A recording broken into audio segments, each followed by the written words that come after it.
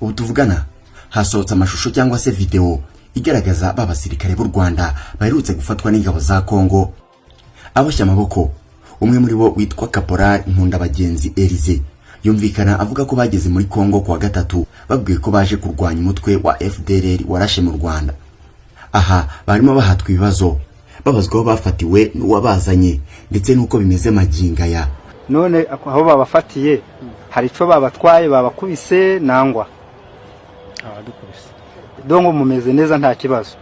Ibi biri muri video igisirikare cya FARDC cyanyujije ku rukuta rwayo rwa Twitter.